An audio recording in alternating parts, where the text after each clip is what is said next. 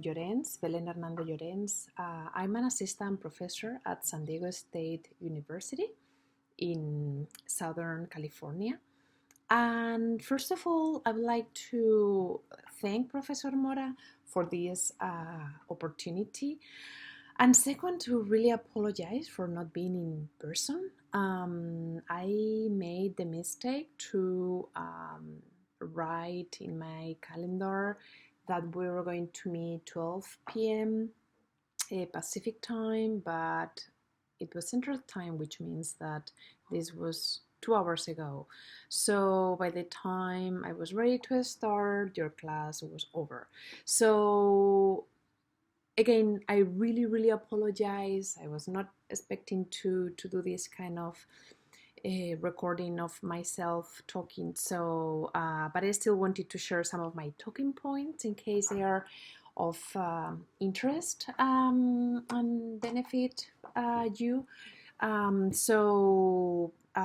Here they are. So the first thing I would like to share with you about literature reviews is that actually in the literature reviews you don't write about everything. Okay, I think any lit review always entail a cutting of knowledge. Okay, either overly so the writer knows because it's kind of politically aware of that notion, or not aware. Okay, but I think this idea of lit reviews addressing everything, I think, is some sort of this fantasy of more positivistic work that approaches um, this task as again as something that you can accomplish. All what has been said about that. So putting that up at front, I'm going to focus on this idea of cutting knowledge. Okay, what does that really mean? Mostly for a master's students like you are. So this cutting of knowledge is first of all defined by your research questions. Okay, so your research question, the keywords that are in that question are the first thing that are going to define that lit review. And then, so is that the participants? Is that the the the methodology? Okay, so so early enough you need to define, where are those places where you're going to cut knowledge. Okay, so again, and that is going to be defined methodologically. Okay, but also theoretically. Also, what is the community of participants that you are working with or contributing to, or even if you're doing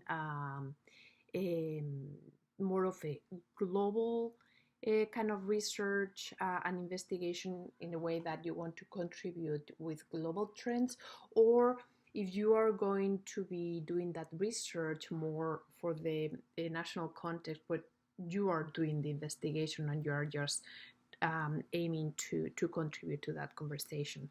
So with all these, again,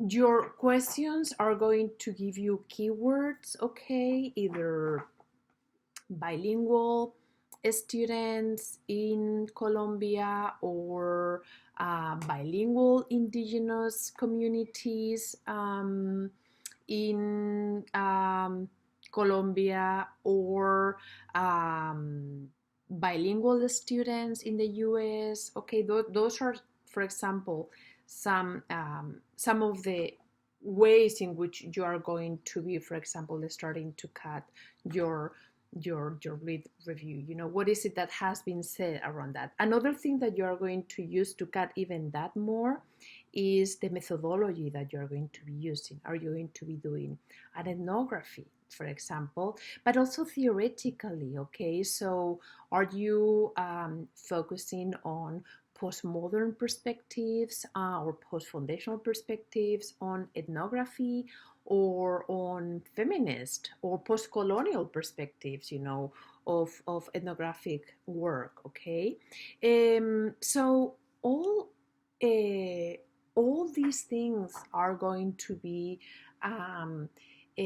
words, but also cuts that you are going to be doing in your field, and that in your lead review and in your research and then writing process. But then also it's something that the earlier you define and the earlier you do, is going to make somehow your life easier when you approach the writing process. Okay.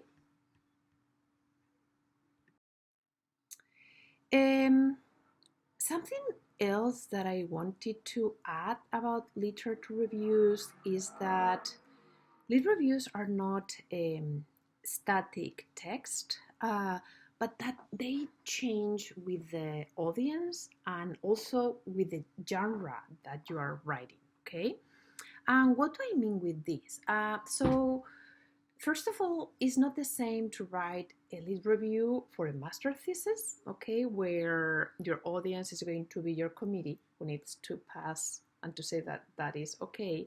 And the genre is going to be a master thesis, okay? So you first need to get familiar with the genre of writing that, and probably study what other, probably approach your advisor and ask for examples of successful or exemplary master thesis. Okay, so then you can use that as a reference to learn about the genre of writing a master thesis. Okay, and writing lead reviews for that. Okay, with that said, is that later, okay, if you want to, for example, publish something out of that master thesis, and you decide to, you pick up a journal, the way you write that lead review is going uh, to change. Okay, you are going to need, you will need to make somehow cuts out of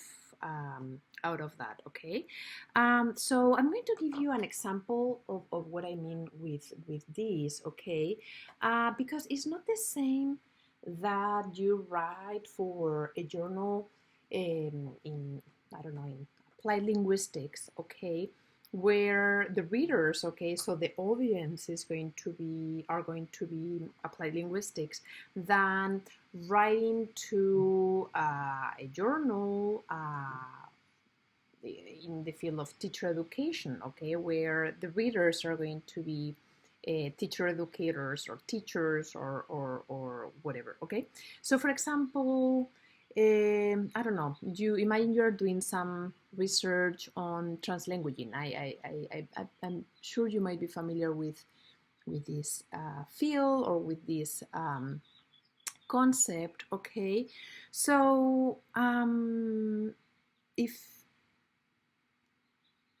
I don't know, that has been one of the key themes, okay, in your own master thesis, whatever. So, for example, if you're going to be writing for an applied linguistic journal, okay, where, for example, you have, you are going to be studying or talking about the you know, the translanguage practices of youth in virtual spaces or in spaces in their daily lives, okay, and the kind of translanguaging practices they engage with, okay. So so for example, you are going to probably publish and talk about this in terms of challenging traditional notions of bilingualism as two codes, and somehow you want to contribute to all the work that Honenberg has done in terms of the the continual biliteracy. Again, this is one example of some of these contexts, and how you're challenging, more traditional notions of code switching, and more static visions of language use and in bilingual communities. Okay, something like that. But again, you're going to be engaging, with that tradition in particular around the work of Honenberg, and how all these more post something perspectives, on language and on biliteracy and with all those authors, okay. But then if you're going to be writing for that teacher ed journal, then the way you are going to be tackling that theme and that investigation in which you're studying, the kind of translanguaging practices of these kids engaging virtual or spaces out of a school, then it's going to be different. Because then, for example, you are going to be studying with another framework in which you're going to be engaging with the rich literacy practices, in which these kids engage out of a school, okay? And in what ways that can inform teachers' practices, and own teaching, inform the curriculum that takes place in the classroom, okay? So in that case, then you're going to be engaging with another tradition and a completely different body of work, and your lit review is going to change, because here you're going to engage with, the work that the anthropologists of education have done, around fans of knowledge, for example, or like Norma González, or the work some of these scholars in Arizona, all over the US, but has done. Or for example, you are going to also engage with the Bright Hits tradition, in which they are, just the literacy tradition of the rich literacy practices, of kids out of a school, and so again, you're kind of studying the same, but because of the fields, in this case, the journal that you're going to be writing is changing, because the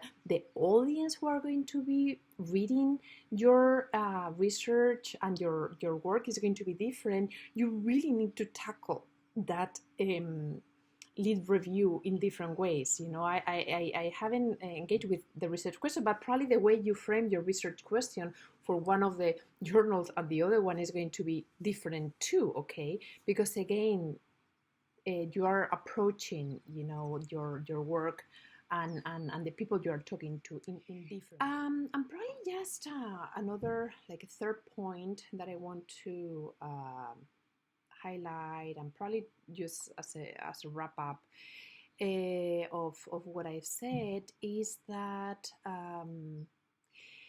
in a way, your lead review helps the reader to understand and to see first what is the community of scholars you are in conversation with, okay? I like to see it this way instead of talking about fields, but you can also talk in terms of fields, so what is the field you are contributing to? Is that, again, a teacher education, is applied linguist, is post-colonial applied linguist, is a critical feminist teacher educators, is anti-race teacher education. I don't know. What is the community of people, that you are in conversation that has informed your way of approaching this research, and that now that you are writing, you're aiming to start with an academic discussion or with an educational discussion or with a political discussion, okay, depending on what you are doing. And then also it helps to understand in what ways the work that you are doing is contributing, okay, to that field, to those conversations. Okay, again, just understand your audience and understand fields, as a group of people who are worried about something. Okay, and that changes with time, with location, with okay. So your lead review is going to help, first those who are in that community to understand that somehow you're one of them, you are contributing to their debates, and second, to understand how your research, what is it that is adding, okay, or contributing or challenging, okay, whatever that your research is doing, okay. So that's probably a more an easier way to see, this task of so in a way you first need to identify what your body is, somehow in this work, okay. And again, keep in mind that and in particular in your case, that as being in Colombia, that lead review is going to change depending on where you're writing. So for example, if you are thinking about publishing something for a journal, teacher education journal in Colombia, is going to be very different than if you are going to be writing to a teacher education journal, kind of more global, or US, okay. So I'm going to give you an example. I've done research on discourses of convivencia in education in Spain, and kind of a post-colonial perspective in how they kind of have ingrained in this project of convivencia. There is ingrained a project of excluding, okay, racial minorities in Spain, okay. So when I've written about that work in Spanish, it has changed completely than when I've written in English in a journal that it kind of have more of a global scope, for the English-speaking world. Okay, I have to give a completely different, not completely, much more background about what is this thing of convivencia. I have even to translate what convivencia, because I've maintained convivencia. I haven't translated because kind of the idea is that it loses most of its meanings. But even the body of work, it also changes, because there has been so much written, about convivencia in the Spanish-speaking world, both in Spain and in Latin America, that the kind of debates about convivencia in Spain or in Latin America there's a lot of debate about, so there's a lot that has been said already. So I really need to do a lot of work in terms of contributing or challenging, because actually my work it goes in a very different route to most of the work around convivencia. But it's completely different if I contribute and I talk and I write for an international journal, where first they have no idea about convivencia, and I really need to find ways to contribute to those conversations. So when I talk about convivencia for those journals, I put it as an example of this notion of governmentality, this kind of Foucauldian terminology, but I engage with a very different body of work, and so again, think in those terms, who is your audience, okay, and so what is the community of scholars, that you are going to engage in conversation, and second, that will help to understand in what ways you're adding or contributing to those conversations among those scholars, okay. Well, thank you very much. I'm sure I left a lot of things that I wanted to share, but because of my planning or of this participation, I'm leaving outside. But if you really want to continue conversations, if you have questions, I'm really happy to answer them. My email address is B as in boy, Hernando, Hernando-Lloréns, LLORENS, at SDSU, which is San Diego State University, kind of the first letters, .edu. Okay, so don't hesitate to email me. I'm happy to answer your questions. And again, the most difficult thing is the first review. Once you understand how all this works, is much easier. Okay, so just keep that in mind. Okay, well, good luck. Okay, and again, thank you for this opportunity. You are talking to in different ways.